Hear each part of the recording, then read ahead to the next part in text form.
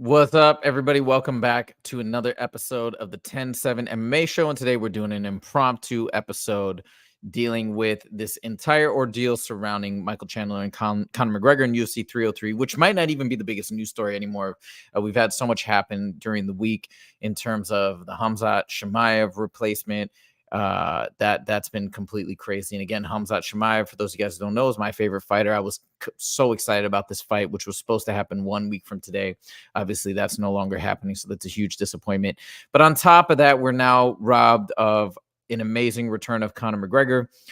Some people are acting like they're not excited about it, and that even if he were to come back, that he's past his prime, this and that. I mean, I think that's actually not even true. If you're saying that, at the end of the day, everybody wants to see what McGregor can do after this horrific leg injury and all the rehab he's had to undergo, and whether or not he's still got what it takes to be competitive in the most competitive division in the history of the UFC. I think he does. But whatever you think, it's a question that needs to be answered. And this is the fight that was going to answer it. That's why the gate was so high. That's why pre-sales for the pay-per-view were so high.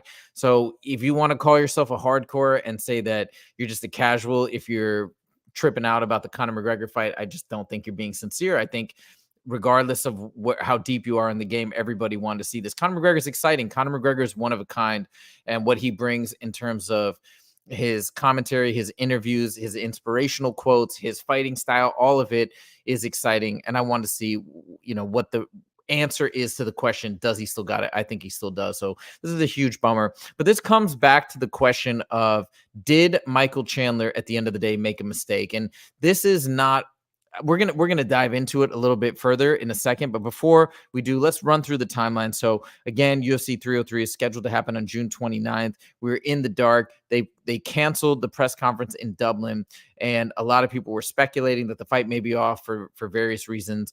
Ariel Helwani strongly hinted that it was due to injury, something that happened in training camp. So that was the indication right there that he was kind of letting a clue slide by, obviously without betraying the trust of his sources. Finally, we get a statement from Dana White on Thursday, and this is the statement. Versus Michael Chandler with an injury. The new main event is Alex Pereira, former not only UFC middleweight champion, he's also the first and only fighter to win both middleweight and light heavyweight titles in UFC history. He also did it in the shortest amount of time. He did it. All right, so this is an unbelievable replacement fight. I think a lot of folks are even more excited, arguably, to see the Alex Pereira fight compared to the Conor McGregor fight. I still want to see Conor, but this is a dope fight, and I love Yuri Prochazka as well. The only thing that's a little bit troubling, and I think MMA Joey has talked about this as well, is that this is a short notice fight, and when the stakes are this huge, right? It's a championship fight. It's a belt fight, and what is it, like 2 weeks notice, barely? It's a little bit problematic. And you add to that the fact that Alex Pereira is coming off a broken toe injury. Actually, I think he had 2 broken toes in his right foot, I believe. One of them he broke during the Jamal Hill fight at UFC 300, which was not that long ago. That was in April. So, I mean, I don't know. That's the only thing that's a bummer, is he had an injury, and it's an insanely short turnaround fight. And he wasn't in camp, and he was traveling in Australia, blah, blah, blah. If he wins, it's amazing. And not to say that I don't want Yuri to win, but anyways, I'm going off on a tangent. So that's the replacement fight. It's a banger of a fight. They've also put in Brian Ortega versus Diego Lopez as the co-main, which is amazing. Anthony Smith against Carlos Ulberg. Anthony Smith is sliding in for Jamal Hill. I love Anthony Smith. I love the ride that he's on right now. Again, he's taking a short notice. It's such a bummer. And I think he mentioned last time he was done doing that, but I guess they must have paid him really handsomely, and he's willing to do it. So props to him.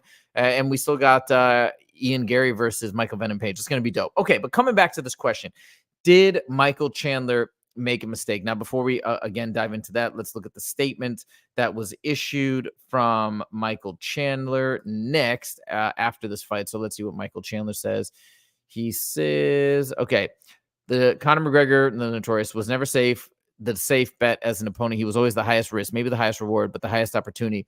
There's no right or wrong in business. You only take risks to grow or remain comfortable where you are. I agree. Embrace the uncertainty, see the opportunity, take calculated risk.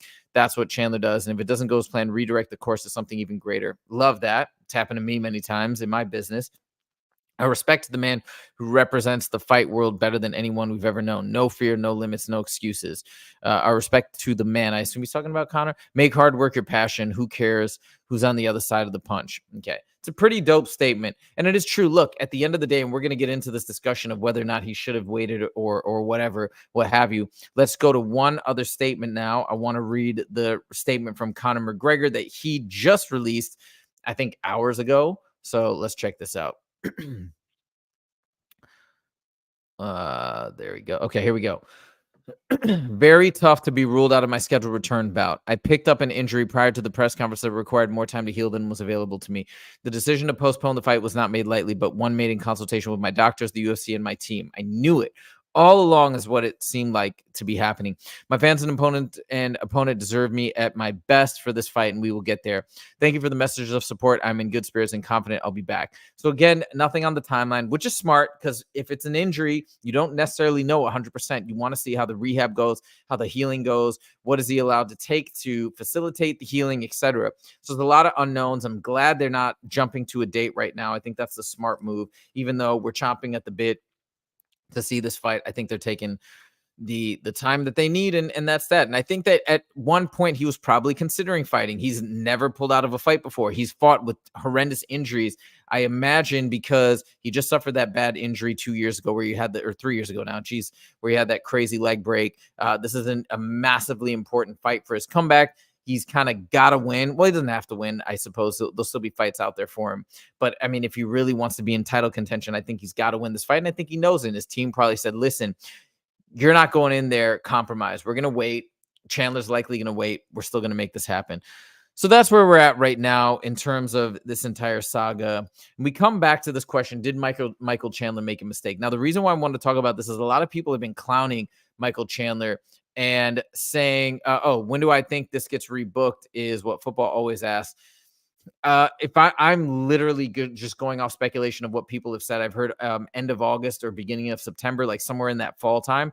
But that's with very little information. We still don't know the nature of the injury. My guess is that feels reasonable to me only because he was actually still considering fighting on June 29th, or there was a period where he was like, hey, this might be possible. So if that's the case, then it seems reasonable that by the end of the summer, he can be quite certain and positive that he'll be back in fighting condition, ready to go.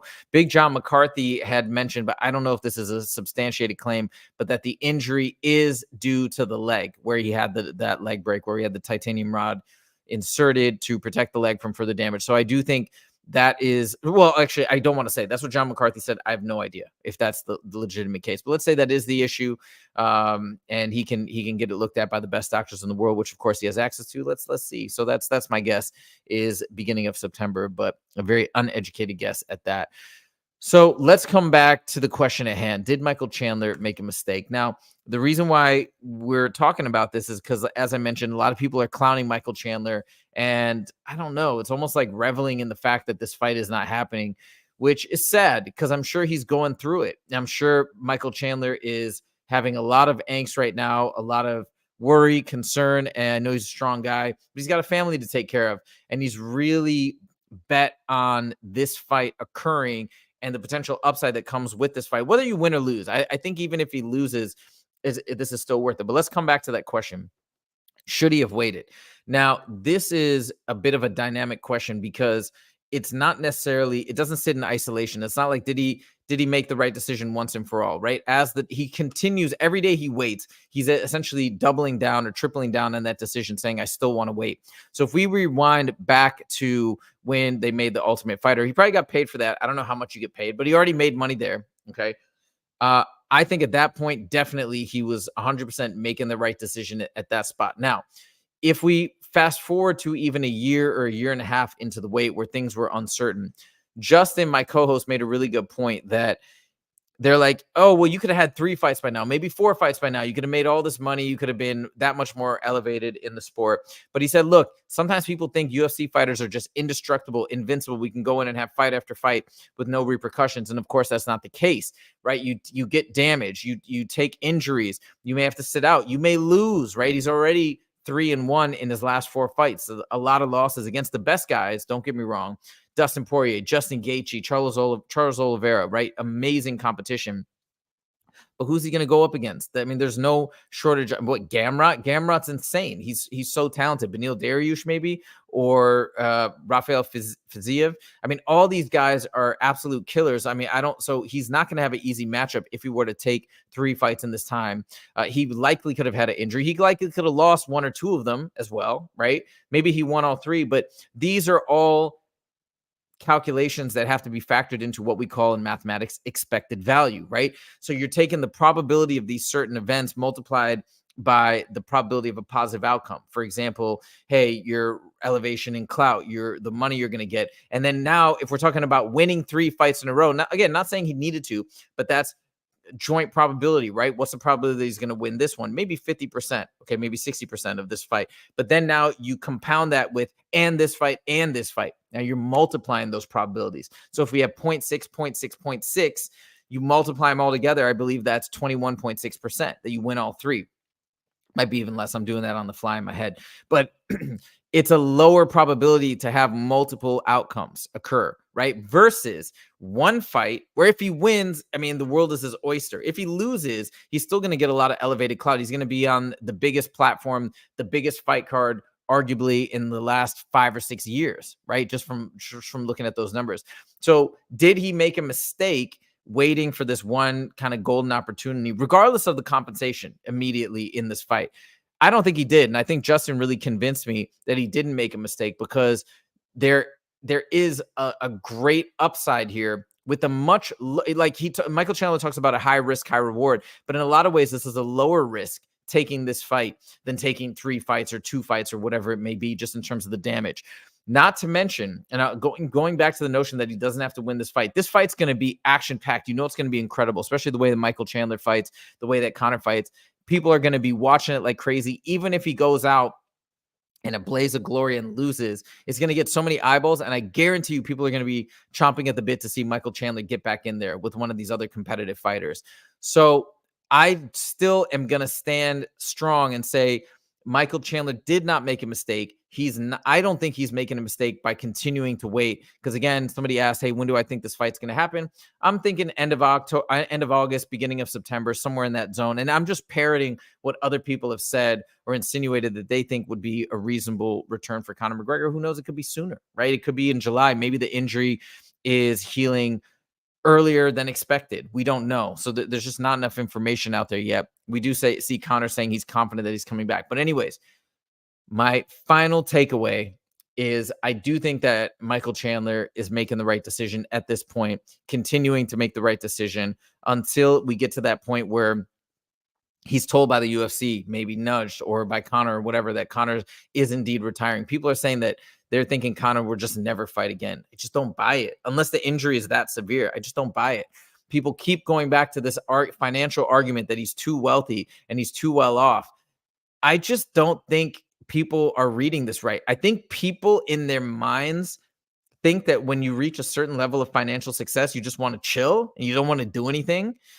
And it's just not, I just don't think it's true. It's the farthest thing from the truth. You want to stay productive. In fact, I think once you start reaching financial success, staying productive is more fun and you want to get more into the game. Now, does that mean he wants to fight per se versus pursue other avenues of business and success and pursuits of passion? Yeah, maybe. But at the end of the day, Conor loves this thing. Conor loves the fight game in particular. And he's obsessed by it. You can hear it in his voice when he talks about it. So he's not that guy that's just fighting to get a paycheck, to make it to the top and then cash out and ride off into the sunset. It's the act of fighting itself that brings him to life. Kind of like Sean Strickland, kind of like, I think I've even heard Mike Perry talk about it, that his job is amazing because it brings him mental clarity. It helps him with his mental health. He gets to work out, stay in shape. So he loves the entire process of it. I'll never retire, is what, what's it called? Mike Perry says, I'm never retiring. I'm fighting forever, right? So it's a different mentality. I'm sure there are fighters on the side of GSP that hated fighting, and there's fighters like Conor. I think he's coming back unless he is absolutely barred from coming back by physicians, by doctors, by just a horrendous injury that just won't heal. That's my 2 cents. Mike Chandler, you did not make a mistake. Respect. I want to see this fight. I actually want to see it more now than before. I would say, after just all this anticipation, I want to see it happen for you. I want to see it happen for Conor. And that's that. So that's why I did this video. I hope you guys like this video. By the way, if you're new to the stream for this impromptu stream, please make sure to click subscribe. We'd love for you to give us a shot. We do our weekly show with Justin James. Me and Justin, he's a professional MMA fighter. He had 5 fights in the UFC. We do it every Monday and Friday, giving you all our latest takes and up-to-date information in the world of mixed martial arts and the UFC. We've also got some amazing guests coming on this Monday, so make sure to check that out. That's it, everybody. Thank you so much. Have an amazing weekend, and we will see you in the next video. Take it easy.